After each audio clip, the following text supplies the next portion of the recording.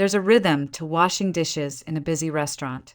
The heat from the machines, the clatter of ceramic against steel, the steam rising in thick clouds.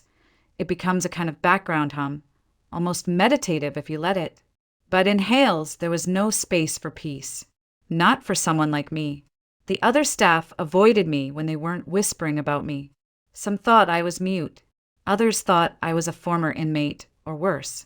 No one really asked, and I never offered the truth. Hales was an upscale bistro, tucked into the heart of downtown Portland. It had earned itself a reputation. Organic ingredients, moody lighting, and a wine list longer than the menu. The kind of place where couples celebrated anniversaries and executives came to impress clients. Every surface gleamed, from the polished bar to the gleaming kitchen tiles. And Richard Hale, the owner, made sure of it. Richard wasn't a cruel man, but he was tired, and tired men lose their softness. He used to be one of those charming, take command of the room types. But lately, the lines around his mouth had deepened. The crease between his brows seemed permanent. His marriage was fraying, his manager had just quit, and the business he'd built from the ground up was becoming more burden than pride. I saw it in the way he looked at his own reflection in the bar's mirror one night, like he didn't recognize the man staring back. He barely saw his wife anymore. Vanessa Hale was the kind of woman who wore perfume that lingered in a room long after she left it. Always manicured, always styled, always half a glass of Chardonnay away from starting a fight. She'd started accusing him of cheating, which was ironic, given how often she disappeared with friends from yoga. I only know this because she didn't care who overheard her yelling. Most nights, Richard left before sunrise and returned after Vanessa was already asleep, if she was even home at all. And then Mark Peterson, the restaurant manager who had kept things afloat, handed in his resignation. I heard it happened quietly, with a polite envelope placed carefully on Richard's desk. But I knew Richard saw it as a betrayal. He didn't like surprises. That same night he was on edge, snappish with everyone, pacing the floor with his phone buzzing endlessly in his pocket. Vanessa kept calling. He kept ignoring. Meanwhile, downstairs, I was scrubbing glassware when Ethan Cole, the bartender, held up a sparkling tumbler and called out, "Hey, Lauren, you missed a spot." The two waitresses nearby stifled their laughs. He held it up like a trophy, tilting it in the light to reveal what? A speck of dust? A smudge that wasn't there? I walked over, took the towel from the counter, and wiped the rim once. Calm, wordless. I handed it back. Ethan opened his mouth to say something else, but I was already gone. That wasn't the first time. He did it often. It became a performance, the way he'd pretend to inspect every glass I touched, like I was incompetent. The other staff played along, finding ways to make me the punchline of whatever slow shift joke they came up with that night. I didn't flinch. I didn't react. That infuriated them more than any outburst would have. What I didn't know, what I couldn't have known, was that upstairs, Richard had given Ethan a task. Get rid of her. That's what he said. Make her quit. Start something, provoke her, make a scene. He didn't care how. Just don't let her last another week. And so, the games had only just begun. The next few days followed the same pattern. Ethan trying, failing, and trying again. He'd hold a plate up and examine it like it was a crime scene. Sometimes he'd mutter, just loud enough for the waitstaff to hear, "It's hard to find good help these days," then glance in my direction with a smirk. Others would chuckle. It didn't bother me. Not really. I'd seen worse. A man playing tough in front of an audience wasn't new. What irritated him most was that I never gave him what he wanted. No eye rolls, no biting comebacks, no protests. Just a quiet nod, a polite smile, and back to work. It chipped away at his confidence, and somewhere in there I think it started to confuse him. People talked. Of course they did. They always do. I wasn't social, and that made me a target. I kept my hair tucked under a faded cap, my eyes down, my apron clean. That only fueled the rumors. Some said I used to be a stripper or a drug mule. Others whispered that Richard had picked me up from the streets, out of pity, Gave me a job so I wouldn't starve. One of the servers swore I was his cousin's ex who had burned down a bar in Seattle. No one ever asked me directly. They just filled in the blanks with the worst possibilities. I didn't care. Let them think what they want. As long as I got my paycheck and no one touched me, they could invent entire screenplays. But Ethan's failure to rattle me started to become a problem for Richard. I heard later on that Richard had docked his tips one night, told him he was useless if he couldn't even shake a dishwasher. The next morning, Richard slammed the cash register closed so hard it startled a customer. That's when I knew something had shifted. When a man starts taking his frustrations out on metal, you learn to keep your distance. Then came the night everything changed. It was late. Most of the staff had already left. I was stacking the last few trays of silverware when I saw Ethan approach out of the corner of my eye.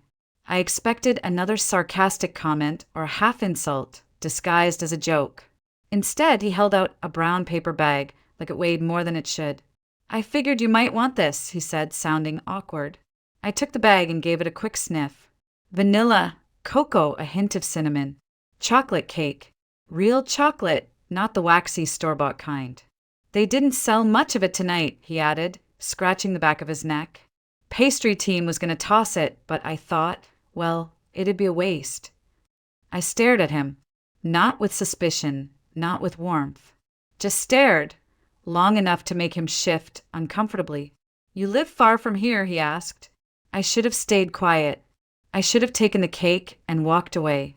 But something in his voice, tentative, tired, maybe genuine, tugged at me. Not really, I said finally. 15 minutes by foot. He hesitated.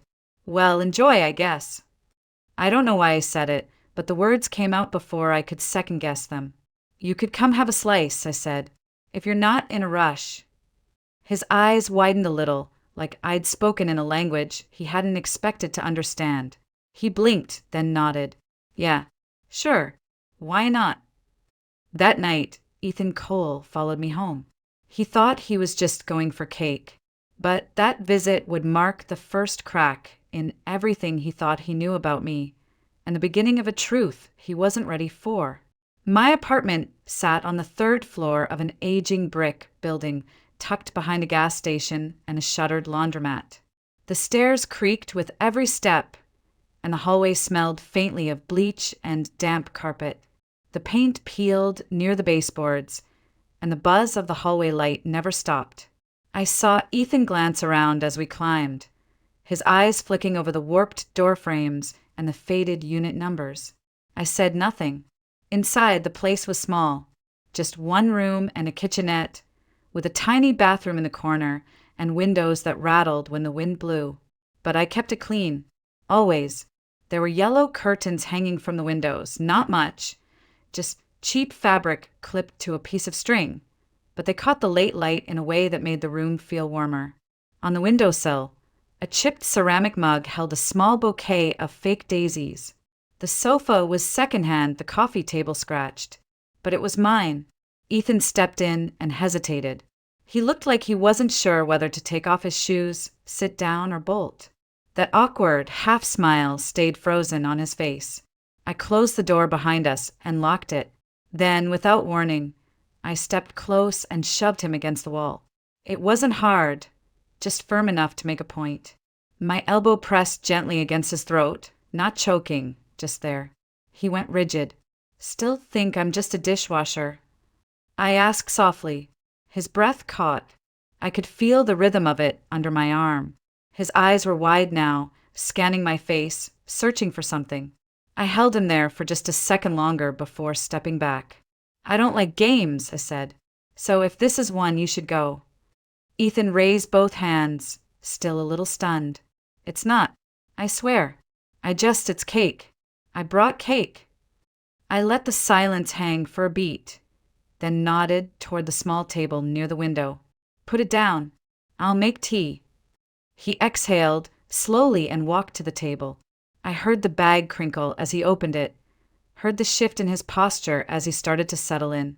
I moved around the kitchen, quietly heating water, pulling out 2 mismatched mugs and a tin of black tea bags. I had no sugar, no milk, just leaves and steam. We sat at the table and shared the cake in silence for a few minutes. It was better than I expected. Moist, dark, not too sweet. Ethan seemed to relax a little, even smiled once.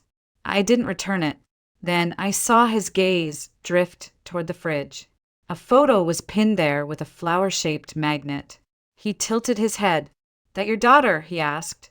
I didn't look. "Yes." "The man next to her?" I paused, the fork frozen, halfway to my mouth. "Someone I used to know." He looked at me again. "You don't seem like the mom type." I set my fork down carefully. "She's 5. Her name is Lily. She looks like you. Everyone says that." "Where is she now?" "At a night care center near the East Park. I pick her up after work. She stays there on my shifts." He nodded slowly, then looked down at his plate. The silence was different now. He wasn't playing anymore, and I wasn't hiding. I didn't tell him everything. Not yet. But in that tiny apartment with chipped mugs and yellow curtains, a line had been crossed. He'd seen a sliver of the truth, and from the way his expression changed, I could tell he wouldn't be able to forget it. I don't know why I told him. Maybe it was the quiet. Maybe it was the way he looked at Lily's picture. Not with judgment, but something softer. Or maybe I was just tired of carrying it all alone. Whatever the reason, I opened my mouth, and the past came spilling out like a dam had cracked. "I wasn't always like this," I said, staring at my tea. "I used to come from money. My parents were diplomats. Real ones. DC circles, international schools, weekend trips to Europe. I was the girl who wore ballet flats from Paris and spoke 3 languages before I could drive." Ethan didn't say anything, just listened. But I didn't want that life. I didn't care about policy or foreign service or the career path they'd laid out for me like a gilded sidewalk. I wanted to dance. I smiled just barely. There's something about dancing. When it's good, when it's real, it feels like flying underwater. Like you're defying every rule gravity ever made. "My parents hated it," I continued. "They thought I was being reckless, immature. When I got accepted into a contemporary dance conservatory instead of Georgetown, my father called me a disgrace. My mother cried for a week. They told me to pack my bags and get out if I insisted on ruining my life. So I did." Ethan's brow furrowed. I could tell he wasn't sure whether to admire me or pity me. "Best decision I ever made," I said. "Hard, but worth it." I found a crappy dorm room with a shared bathroom and 15 roommates, who all smelled like Tiger Balm and ambition. I waited tables at night and danced all day. And somewhere in that chaos I met Mitchell. His name still caught in my throat. He was in the year above me. Brilliant. Not just talented, visionary.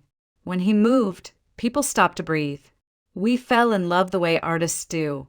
Fast, wild, dramatic. We got into a touring company right after graduation and spent 2 years on the road. Europe, Latin America, Asia. It was magic. Exhausting, but magic. Then came Morocco.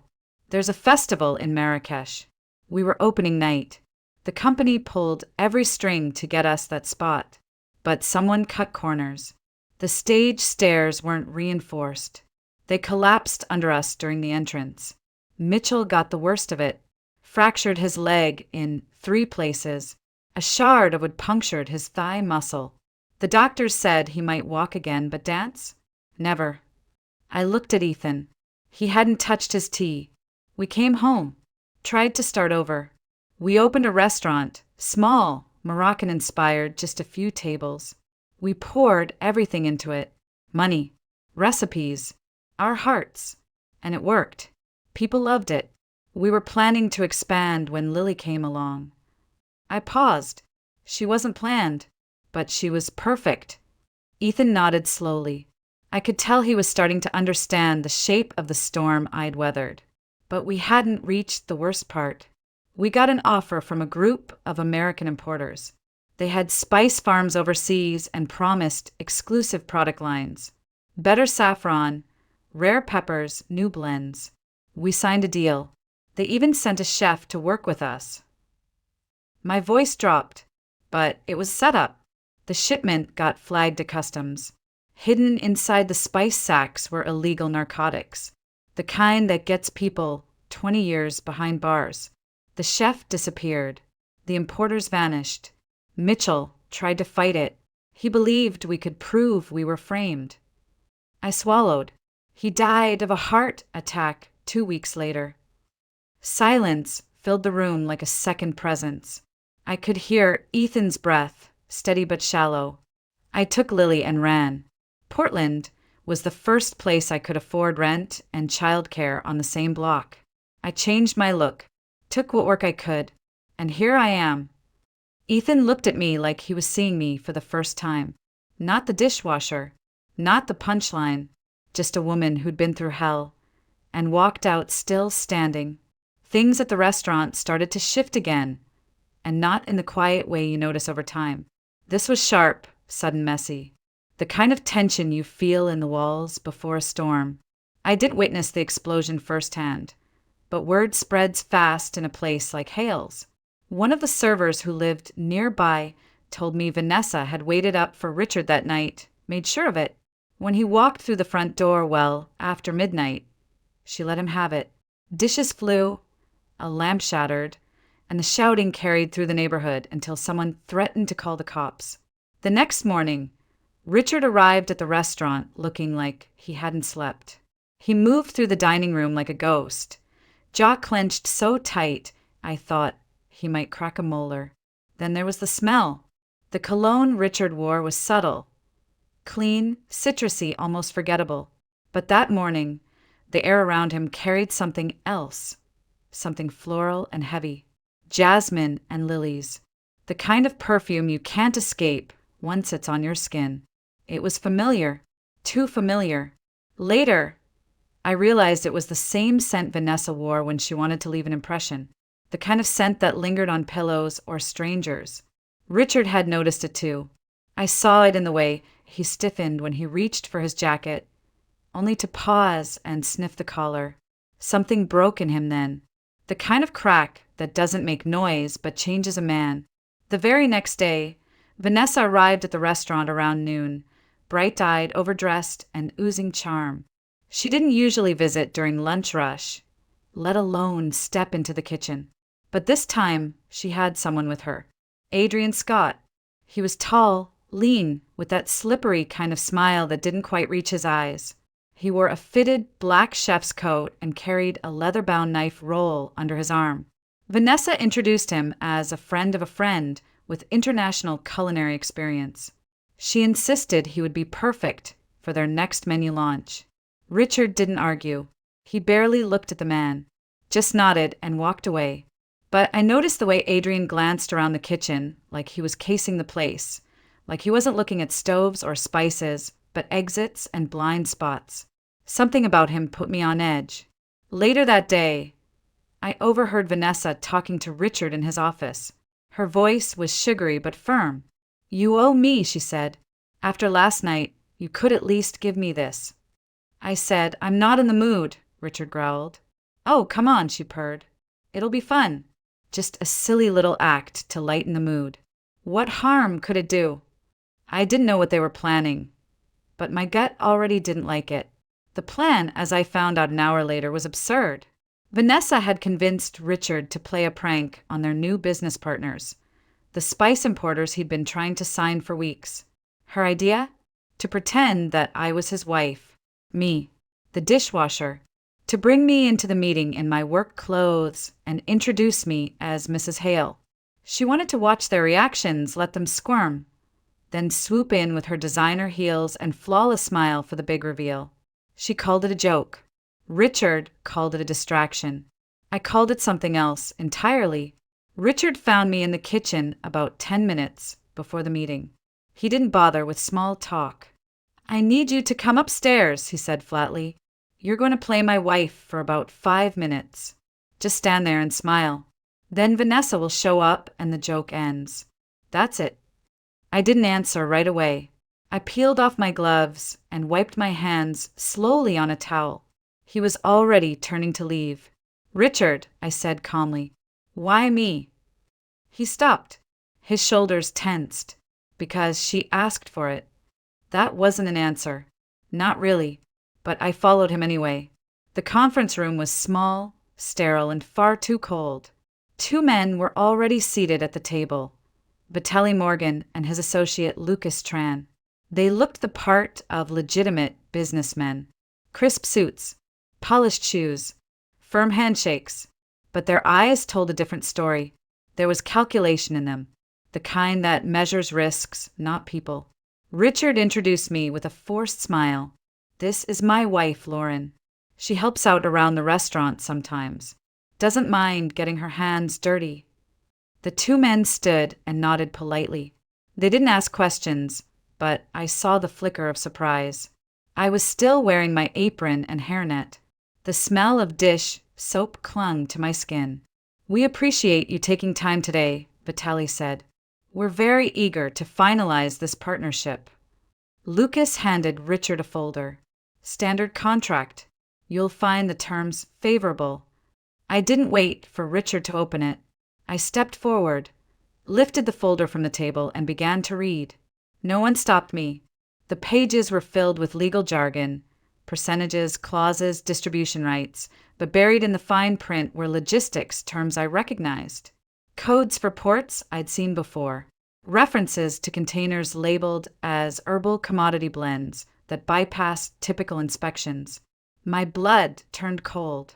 It was the same language used in the contract that destroyed my life. The same structure, the same loopholes, and the same trap. I looked up, slow and steady. "Richard," I said softly, "don't sign this." His head jerked toward me. "What are you talking about?" I turned the contract around and tapped a paragraph near the bottom. "These men don't sell spices.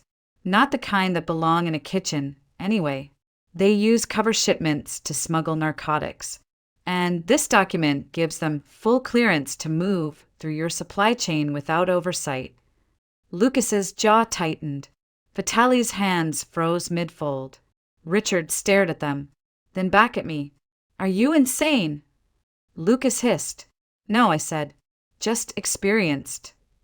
That's when Vanessa burst in, all dramatic timing and smug energy. "Surprise!" she chirped, stepping into the room. "She's not my husband's real wife. I am. Isn't that hilarious?" The room fell silent. No one laughed. Vanessa's smile faltered. Then Richard spoke, his voice like ice. "You brought them to me." "What?" She blinked.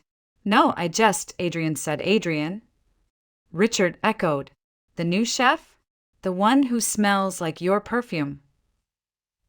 Vitaly stood abruptly, but Richard raised a hand. "Don't move." He looked at me. "Call the police." I didn't hesitate. Within the hour, the office was filled with uniforms. Vanessa was in handcuffs, screaming that it was all a misunderstanding. Lucas tried to slip out the back and was tackled before he reached the stairs. Adrian, it turned out, had a record under another name and had already been flagged by Homeland Security. Richard stood in the middle of the chaos, surrounded by the wreckage of his trust. And I stood beside him, watching the empire of lies come crashing down. The restaurant was quieter than I'd ever seen it. Even the machines in the kitchen seemed to hum at half volume. After the arrests, the news spread fast, first through the staff, then through whispers from suppliers and clients. Richard canceled reservations for the week and locked the doors. Vanessa was gone. Adrian, too. The so-called importers were in federal custody, and the DEA had started combing through every box, every shipment, every invoice connected to Hales. No one looked at me like a dishwasher anymore. In fact, most of them didn't know what to call me at all. I kept to myself, as usual, but this time I wasn't hiding. There was nothing left to fear. My secrets were out, but they hadn't sunk me. Not this time. Richard found me 2 days later, sitting at one of the empty tables in the closed dining room, peeling the label off a bottle of mineral water. He didn't say anything at first, just sat down across from me and studied my face like he was seeing it for the first time. "I owe you everything," he said. I didn't respond. "I mean it," he continued. "You saved my business, my name. Hell, probably kept me out of prison." He pulled something from his coat pocket and slid it across the table. A key. I stared at it. "That's for an apartment across town," he said. "A better one. 2 bedrooms. Safe neighborhood. Near a school. It's already paid for the year." I opened my mouth to speak, but he wasn't done. "I also spoke to my attorney this morning. I'm transferring a 15% share of the business to you, and I want you to run this place." That made me freeze. "What?" I said. "You've seen how this place works. Every crack in the wall, every lazy staff member, every mistake I've made. And you never once used it against me. That's more than I can say for most people in my life." He leaned back, looking suddenly older but lighter. "I need someone I can trust. And I trust you." I was quiet for a long time. Then I said, "You tried to force me out." He nodded. "I did, because I was stupid and scared, and because I listened to people who never really saw you." I picked up the key, turned it over in my hand. It felt solid, real. "Don't expect a smile and a speech," I said.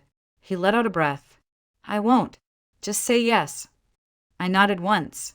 Later that night, Ethan found me in the pantry, restocking flour. He looked sheepish. "So that happened," he said. "Yeah," I replied, pouring the last of the sugar into a container. "I just wanted you to know," he went on. "They tried to pull me into it. Vanessa and Adrian told me if I helped set you up, there'd be a bonus in it. A big one." I turned to face him, and I asked. "I walked out," he said. "Didn't say a word. Just left." I studied him for a moment. "That's probably the smartest thing you've ever done." He gave a crooked smile. "Yeah, well, I had a good reason." I didn't ask what he meant. I didn't need to. In his eyes, for the first time, there was no condescension, just quiet respect. I found them in the dining room after closing. Richard sitting at one of the corner tables, a glass of untouched whiskey in front of him, and Ethan standing nearby with his arms crossed, like he wasn't sure whether to sit or leave. The room was dim except for the low glow of the overhead sconces. I didn't mean to eavesdrop, but their voices weren't exactly quiet, and something in the air told me not to walk away just yet. "You did the right thing," Richard was saying. "Walking away from Vanessa, from that mess. You had every reason to sell me out, but you didn't." Ethan shifted, uneasy. "Didn't feel right." "That's what I mean," Richard replied. "You've got something most people don't. A line you won't cross. I recognize that because I lost mine for a while." There was a silence between them, heavy and strange. Then Richard did something I didn't expect. He reached into his inside jacket pocket and pulled out a faded photograph. He slid it across the table toward Ethan. "That's your mother," he said. Ethan didn't move at first. Then he leaned in slowly, lifting the photo. His expression changed in real time, confusion, disbelief, something like awe. Richard cleared his throat. "Her name was Julia. She worked at a culinary school I taught at briefly years ago. We were young. Stupid. I left when I got a better offer out of state. She never told me she was pregnant." I could see Ethan's shoulders tense. He didn't say anything, just stared at the photo. "I didn't know you existed until a few months ago," Richard went on. "When you applied to work here, your name didn't register. But your face, your eyes, they stopped me in my tracks. You look just like her." Ethan finally spoke. "So you checked up on me." Richard nodded. "Hired a private investigator. I didn't know how else to be sure. And when it came back, when I saw the birth records, I realized what I'd missed." Another silence followed. This one longer, deeper. I stayed in the doorway, watching, not wanting to interrupt the kind of moment that happens once in a lifetime. Ethan finally sat down, slowly, like his legs had lost their strength. I grew up thinking I didn't have a dad, or that maybe he didn't want me. I didn't know, Richard said quietly, but that's not an excuse. I left someone I loved, and I missed the chance to raise the one thing that ever would have made me proud. Their eyes met across the table. Neither man moved for a long time. I don't know how to do this, Ethan said. Me either, Richard admitted, but maybe we can figure it out. One step at a time. From where I stood, I felt something shift. Like the air had cleared, like two lost pieces of something had finally clicked into place. Later that night, Ethan found me locking up the back. He didn't say anything, just stood next to me, watching the parking lot disappear into fog. "So," I said softly, "you've got a dad now." He nodded, eyes ahead. "Yeah, I guess I do." "You okay?" "I don't know," he said, "but I think I might be." I didn't press further. Some truths don't need discussion. They just need time to settle. It was a Sunday morning, the kind where the sky forgets to be anything but blue and the breeze carries that crisp promise of change. I stood by the window of our small home on the edge of town, watching Lily chase butterflies across the backyard in her rain boots, even though it hadn't rained in days. She laughed so loud it echoed off the fence and into the trees. That sound alone made everything I'd been through worth it. A full year had passed since the night everything collapsed and rebuilt itself. Richard had married Julia, yes, that Julia, just 3 weeks ago in a quiet ceremony out in Asheville where they'd first met. I wasn't invited to the wedding, but I saw the pictures. Julia wore a sky blue dress, and Richard looked lighter than I'd ever seen him, like something in him had finally been set right. Ethan walked him down the aisle. I think that meant more to Richard than the wedding itself. As for me, I was still at the restaurant, but everything was different now. I managed the floor, ran the books, trained the staff. People looked at me differently, not with suspicion or contempt, but with respect. Some even came to me for advice. I'd stopped hiding behind the wig long ago. My real hair had grown out, curling softly past my shoulders. My face looked different too, less shadow, more light.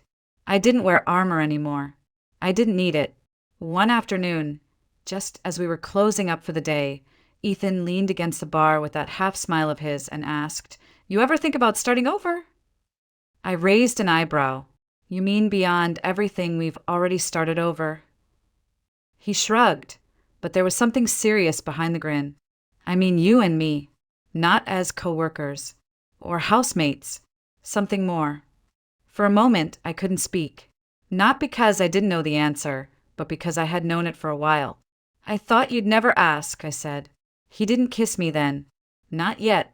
He just smiled wider and nodded, like something had been settled inside him. That night, after I tucked Lily into bed and turned off the last lamp, I sat out on the porch with a blanket over my knees and a mug of chamomile tea in my hands. The stars blinked above like quiet reminders. I'd lost so much, but I had also built something new, something no one could take from me. The past still lived in my bones.